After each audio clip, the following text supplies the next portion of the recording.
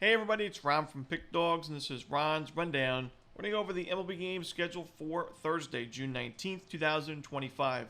If you like this video, make sure to hit that thumbs up button and subscribe. Put your baseball picks in the comment section below. And if you're looking for my best bets, including my daily rundown best bet in Major League Baseball, you can find those at the Premium Picks tab or Experts tab at pickdawgz.com. There's also a link in the description. Alright, here we go. Here are the games for Thursday in Major League Baseball.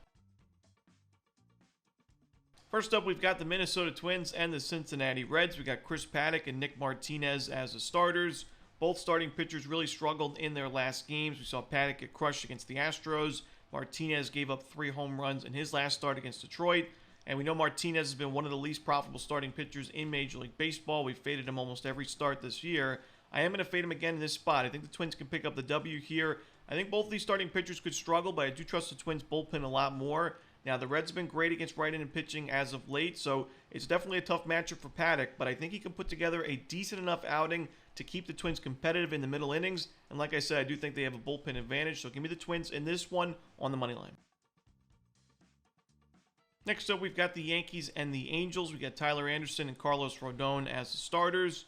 Now, I know right now it's not easy backing the Yankees in their current form. Their offense has been very inconsistent. But I still like their matchup against Tyler Anderson. I still think they'll be able to score some runs off him. I think Rodon's a good option on the mound for New York. And he's somebody, the Angels have hit lefties pretty well in the last month. They've got great power numbers, but they also have a lot of strikeouts, a high strikeout rate against lefties. And they just faced Rodon on May 27th, and they struck out 10 times in 7 innings, a shutout ball for Rodon in that game. I think he pitches pretty well and, kind of a bounce back spot for him. I think the Yankees win this game and cover the run line.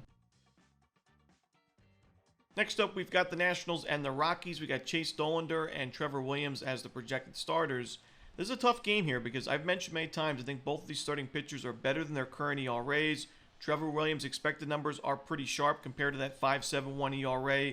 Dollander has been better on the road. He's got a lot of upside, a lot of potential. One of the best pitching prospects in Major League Baseball, and he's coming off a quality start against the Atlanta Braves. For me, though, the difference maker, even though the Nationals have been so bad as of late, I do trust them a little bit more in this spot because Chase Dollander faced this Nationals lineup earlier in the season and got crushed. It was 9 runs, 6 earned runs, 4 home runs, and a 12-11 Nationals win. I think that Dollander eventually is going to be a great option in this Rockies rotation, and throughout the rest of the season, we'll have his moments like he saw in that quality start in his last game. But this is a tough matchup against a frustrated Nationals team. I'm going to roll Washington the money line. Next up, we've got the Pirates and the Tigers. We've got Paul Skeens for Pittsburgh, but no official starter right now for the Tigers. Now, I like the Pirates in this game, and Paul Skeens at the beginning of this season and overall this year, you look at his record at 4-6. It's clear that the Pirates have not always backed him up, whether it's the offense or the bullpen. But he's starting to win some games now. The Pirates are winning his starts as of late. They've won 4 of his last 5 games, and you look at the teams that they beat in those games: Cubs, Phillies, Diamondbacks, and Brewers. Either division-leading teams or winning record teams, or just teams in general like the Diamondbacks that have great offenses against right-handed pitching. All really impressive outings for Skeens. He's given up 1 run or fewer in 5 straight games. His strikeout numbers are there. His control's been excellent. And the Pirates are finally starting to back him up a little bit. Even though they only scored 2 runs in his last game, it was enough for the 2-1 win over the Cubs. So for me, we'll have to see the official starter is for Detroit, but I like the Pirates in this one on the money line.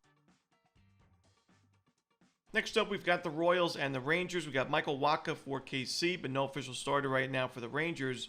Now, right now, I don't love Michael Wacha's current form. I think that you look at his numbers on the road this season, obviously a steeper ERA, but just in general, in the month of June so far, he's given up 8 runs in 11 and a third innings against the A's and the White Sox, and that A's game was not at the very hitter-friendly Sutter Health Park. It was at Kauffman Stadium, so he's given up 4 home runs his last 2 games combined. His strikeout numbers are there, and he's got good numbers against his current Rangers lineup with a high strikeout rate to go with it. And we know the Rangers offense has been miserable, but I still just don't love the fact that he's giving up so much sharp contact against not so great lineups. And I think that the Rangers will be able to get to him. I trust this Rangers pitching staff enough for the win, so give me the Rangers on the money line. Next up, we've got the Diamondbacks and the Blue Jays. We got Ryan Nelson and Kevin Gausman as the starters. I like the over in this game. We got 2 good lineups against right-handed pitching. Ryan Nelson's got an ERA above 7 on the road so far this season. Kevin Gausman's not really in the best form right now. Now his ERA is above 4 on the season.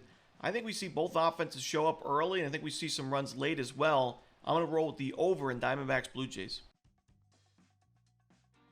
Next up, we've got the Giants and the Guardians. We got Gavin Williams and Logan Webb as the projected starters. Now, I mentioned my concerns a little bit with Logan Webb going into his last start against the Dodgers. The fact that he gave up a home run at Oracle Park in 6 innings against the Braves. Now, we just don't really see Webb give up too many home runs pitching at home, but he was good against the Dodgers in his next start. I mean, 3 walks, 4 strikeouts in 7 innings, maybe not where you want to be, but to give up just 2 runs and 2 base hits against the best lineup in baseball and still get the 6-2 win overall and the reverse run line cover, really impressive outing for Logan Webb. I think he's going to be really sharp in this game as well. I think that the Guardians are kind of the team that Logan Webb looks to face, teams that don't really have a lot of power. They keep the ball on the ground. I think it really matches up well for Logan Webb, and I think the Giants will score enough runs for San Francisco to win and cover this run line. I'll lean towards the under as well, but give me San Francisco. Next up, the Phillies and the Marlins. We got Christopher Sanchez and Edward Cabrera as your starters.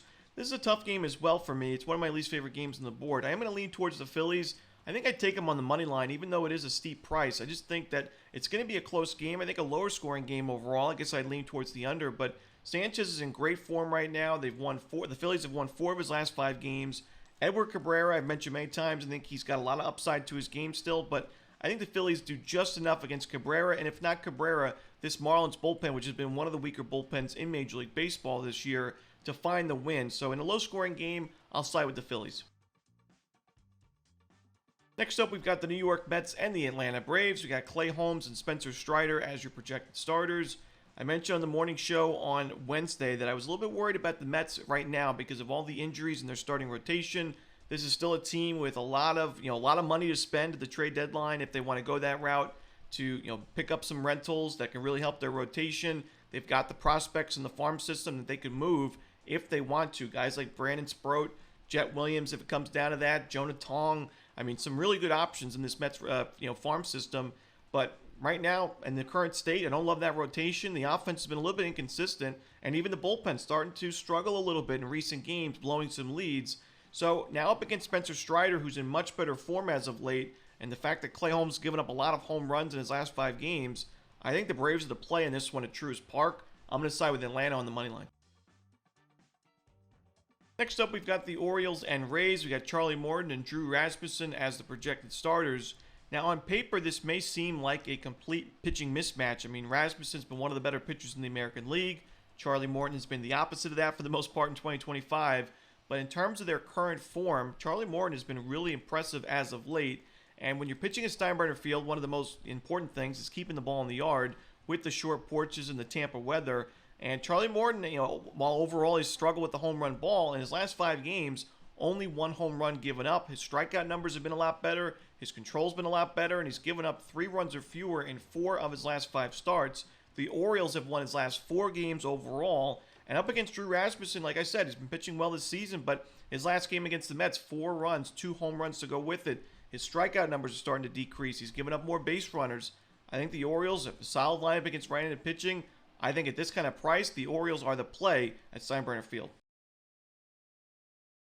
Next up, we've got the Astros and the A's. We've got Colton Gordon and Jacob Lopez as your projected starters.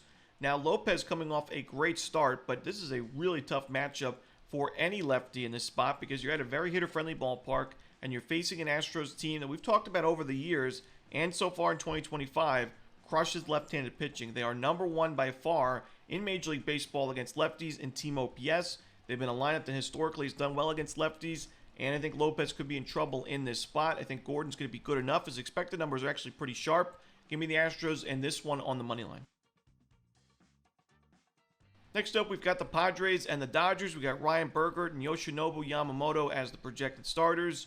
Now, it seems like every time I mention that Yamamoto is one of the better pitchers in Major League Baseball, he goes out and struggles. I said it going into the Yankee game on June 1st. I said it going into the last game against the Giants where he gave up 5 runs. So I'm not going to say it this time, but pretend like I didn't even mention it. Yoshinobu Yamamoto is a good starting pitcher. I think he's going to be good enough in this game, and I think the Dodgers will be able to cover the run line.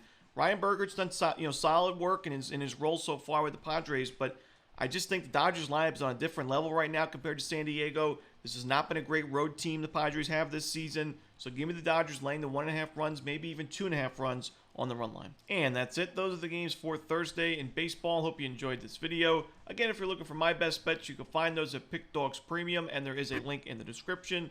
As always, this is Romanelli. Good luck.